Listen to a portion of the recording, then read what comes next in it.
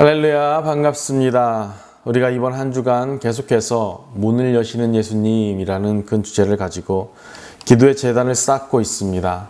닫힌 문을 여시고 막힌 담을 허무시는 주님의 강력한 은혜가 이 시간 저와 여러분의 삶 가운데에, 심령 가운데에 충만하기를 간절히 소망합니다.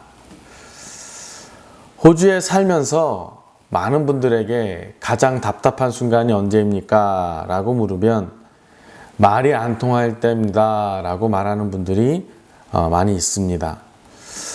이처럼 소통이 안 된다는 것, 이것은 단순히 언어가 틀려서 안 되는 것도 있지만 그보다 내가 말하려는 의도와 상대방의 의도가 달라서 서로의 이야기만 하다가 아니 내 말 좀 들어보라니까 아니 그 말이 아니야 라고 답답함을 토로하면서 끝나는 경우도 있습니다. 많이 경험해 본 것 같죠. 그런데 이런 의사소통이 안 되는 원인을 가만히 뜯어보면 그 이유가 상대방에게 있는 것 같지만 알고 보면 나에게 있는 경우도 있습니다. 어느 노 부부가 있었습니다. 할아버지가 요즘 할머니가 귀가 잘 안 들리는 것 같아서 걱정이 되었습니다.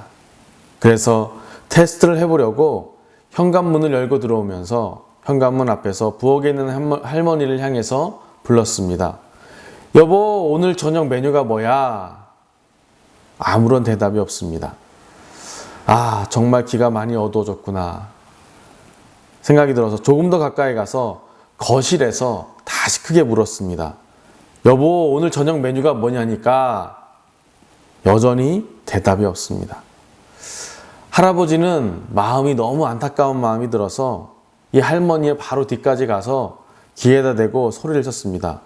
여보, 오늘 저녁 메뉴가 도대체 뭐냐고. 그러자 설거지하던 할머니가 뒤를 탁 돌아보면서 짜증 섞인 목소리로 이렇게 얘기했습니다. 이 사람이 내가 김치찌개라고 아까부터 3번 계속해서 말했잖아요 라고 이야기합니다. 알고 보니까 할머니가 귀가 먹은 게 아니라 할아버지가 귀가 안 들렸던 겁니다. 이처럼 우리는 늘 내가 아니라 상대방이 문제라고 생각할 때가 있습니다. 왜 내 말을 안 들어줘? 왜 이렇게 말이 안 통해? 라고 답답해하지만 어쩌면 진짜 막혀 있는 것은 내 귀일지 모릅니다. 우리가 웃으면서 이야기하지만 이런 불통의 문제가 때로는 심각한 상황을 유발하기도 하죠. 때로는 하고 싶은 말을 턱 밑까지 차오르는데 입이 떨어지지 않아서 누군가 내 진심을 오해하는데 아무리 설명해도 벽에 대고 이야기하는 것 같을 때 우리는 가슴을 치면서 아우 답답해 죽겠다 라고 말합니다. 오늘날 주위를 둘러보면 이와 같이 소통의 단절 속에 갇혀 사는 사람들을 만나게 됩니다. 부부 사이의 대화가 막히고 자녀와의 관계가 막히고 무엇보다도 하나님과의 영적인 귀가 막혀버린 채 답답한 가슴을 안고 살아갑니다. 이것이 바로 오늘 우리가 직면한 현실 속의 막힌 문입니다. 오늘 본문에는 사랑하는 사람들의 목소리도 듣지 못하고 내 안에 감정을 표현할 길이 없어서 답답한 마음을 가지고 삶을 살아가는 한 사람이 등장을 합니다.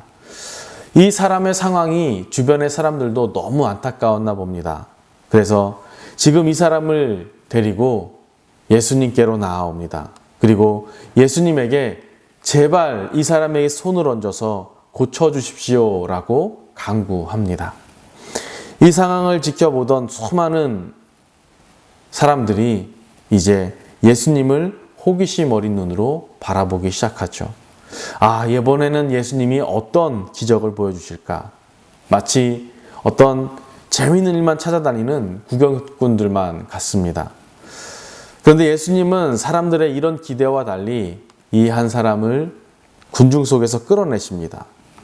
그래서 오늘 33절에 이렇게 말씀하죠. 예수께서 그 사람을 따로 데리고 무리를 떠나사.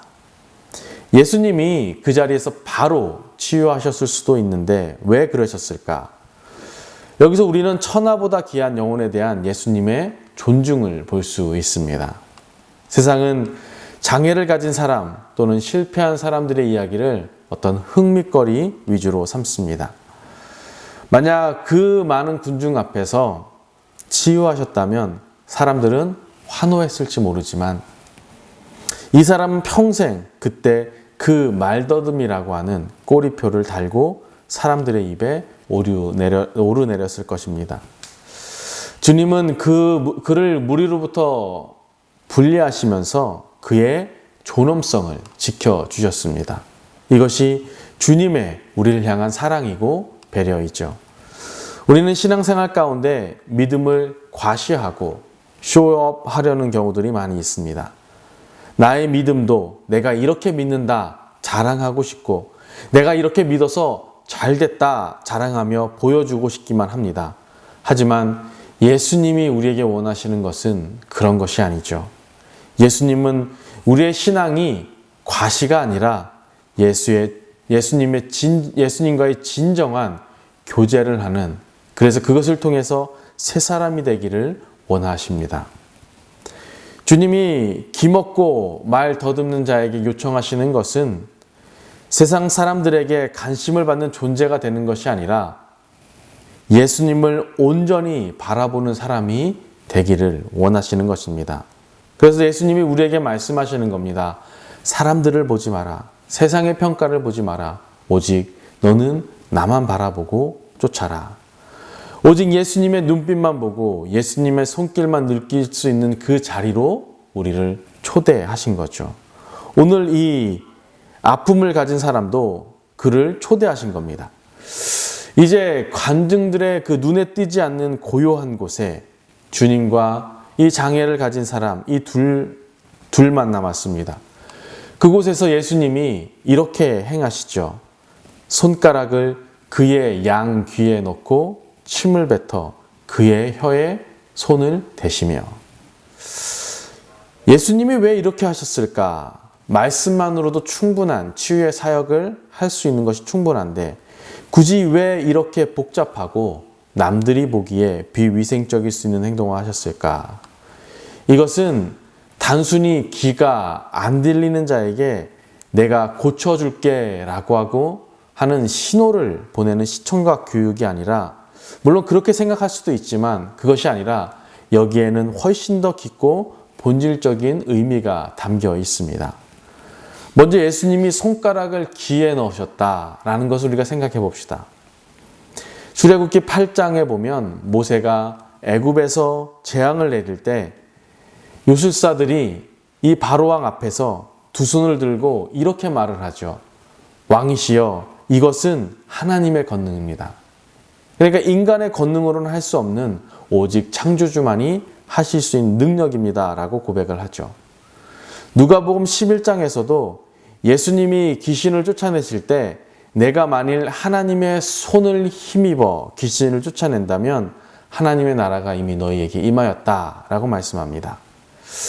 여기서 이 구약의 출애굽기의 내용의 출애굽기 8장에 이 하나님의 권능이라고 표현된 이 부분과 누가복음 11장에서 하나님의 손이다 라고 표현된 이 내용이 한국어 번역은 하나님의 권능과 손이라고 표현을 했는데 영어 표현을 보면 이렇게 표현되어 있어요. The finger of God. 하나님의 손가락. 하나님의 손가락으로 표현을 했습니다. 그러니까 이 하나님의 손가락이라는 표현이 하나님의 직접적인 능력과 권력을, 권능과 통치를 상징하는 거죠. 그러니까 하나님의 아들이신 예수님이 지금 당신의 손가락을 사용하신다는 것은 애굽의 우상을 무너뜨렸던 그 손가락, 귀신의 세력을 쫓아내는 그 권능의 손가락을 지금 눈 앞에 기가 막혀 있는 이 안 들리는 이 사람의 귀 안으로 깊숙이 집어넣으신 것입니다. 고장난 피조물의 내면 깊숙한 곳에 창조주 하나님의 권능을 직접 침투시키신 거죠. 마귀가 막아놓은 그 진을 파괴하고 창조의 질서를 회복시키는 하나님의 직접적인 개입을 의미하는 겁니다. 그래서 그에게 이 행위를 하신 것은 내가 나의 권능으로 내 인생을 막고 있는 이 어둠의 세력을 모두 파한다. 창조의 능력으로 다시 너를 짓는다. 라고 하는 선포가 담겨져 있는 겁니다. 이러한 강력한 창조주의 통치가 있었기에 견고했던 침묵의 벽이 무너질 수 있었던 겁니다. 또 다른 방법으로 침을 뱉어서 혀에 손을 대신 것은 이것은 자신의 생명을 나누어 주시는 거룩한 수혈을 상징합니다. 당시 예수님 당시에 유대 사회에서 타인의 책, 특히 침이라고 하는 것은 부정한 것으로 여겨졌죠. 그러니 가서 예수님의 침을 뱉으신 이 행동을 통해서 그러나 예수님의 침을 뱉으신 행동을 통해서 부정한 것이 아니라 이제는 이 침이라고 하는 것이 생명력을 상징하는 것으로 바꾸어 버리는 거죠. 마치 하나님께서 흙으로 빚은 아담의 푑에 생기를 불어 넣으시듯이 예수님은 당신의 몸에서 나온 생명을 죽어있는 그의 혀에 직접 전이시켜 주신 것입니다. 내 생명이 내 안으로 들어갈 때 나의 거룩함이 너로 하여금 새로운 삶을 살게 할 것이다. 이것이 바로 복음이죠. 세상은 더러운 것을 피하려고 합니다. 하지만 우리 예수님은 더러운 곳에 친히 들어오셔서 당신의 생명으로 그 더러움을 덮으시고 거룩하게 바꾸어 가십니다. 오늘 주님은 우리의 가장 부끄럽고 감추고 싶은 죄악의 혀, 상처난 혀에도 주님의 생명을 바르사 거룩한 찬양의 도구로 바꾸시기를 원하십니다. 예수님은 지금 그에게 온 몸으로 말씀하고 계신 겁니다. 손가락을 귀에 넣으심으로 내가 내 닫힌 길을 열어줄 것이다 알려주시고 침을 묻혀 굳은 혀에 대심으로 내가 내 혀에 생명력을 불어넣어 줄 것이다 약속하십니다. 아마도 이 병든 자는 주님의 손길이 자신의 가장 아픈 환부, 가장 감추고 싶었던 부끄러운 곳을 어루만질 때 전율했을 것입니다. 그리고 이어서 주님은 하늘을 우러러 탄식하십니다. 34절이죠. 하늘을 우러러 탄식하시며. 여기서 탄식한다 라고 하는 이 표현은 헬라어로는 스테나조라고 이야기를 합니다. 이것은 단순히 우리가 아이고 힘드네 휴 하고 쉬는 한숨이 아니라 성령께서 말할 수 없는 탄식으로 우리를 위해 간구하신다는 것처럼 죄로 인해 망가진 창조 세계를 보면서 가슴 찢어지듯 아파하는 하나님의 신음을 이야기하는 겁니다. 듣지 못하고 말하지 못하는 그 한 영혼, 그 영혼의 고통을 예수 그리스도께서 당신의 고통으로 그대로 느끼시는 전적인 공감의 순간입니다. 어느 마을에 아내를 잃고 슬픔에 잠긴 할아버지가 있었습니다. 할아버지는 마당에 앉아서 하염없이 눈물만 흘리고 있었습니다. 그때 옆집에 사는 5살 배기 꼬마 아이가 그 모습을 보았습니다. 아이는 쪼르르 달려가서 할아버지의 무릎 위에 앉았습니다. 그리고 할아버지가 진정될 때까지 가만히 그의 품에 안겨 있었습니다. 나중에 엄마가 이 아이에게 물었습니다. 너는 할아버지께 무엇라고 말을 했니? 그러자 아이가 대답했습니다. 저요? 아무 말도 안 했어요. 그냥 할아버지가 울길래 저도 같이 울었어요. 예수님은 그 사람을 고치기 전에 그 사람의 아픔을 당신의 가슴으로 가져오십니다. 오늘 주님이 여러분을 만지는 방식도 이와 같습니다. 주님은 우리의 가장 더럽고 숨기고 싶은 죄악의 자리에, 그 실패의 자리에 친히 들어오시죠. 거룩한 손으로 우리의 상처도 덮으십니다. 그리고 나의 고통을 보며 하늘을 향해 탄식하시죠. 내가 너의 아픔을 안다. 내가 얼마나 괴로웠는지, 내가 얼마나 울었는지 내가 안다. 치유는 능력에서 나오기 전에 이 사랑에서 나옵니다. 오늘 이 시간 내 귀에 손을 넣으시고 내 혀를 만지시고 그리고 나를 위해 울어주시는 그 주님의 깊은 사랑을 느끼시기를 바랍니다.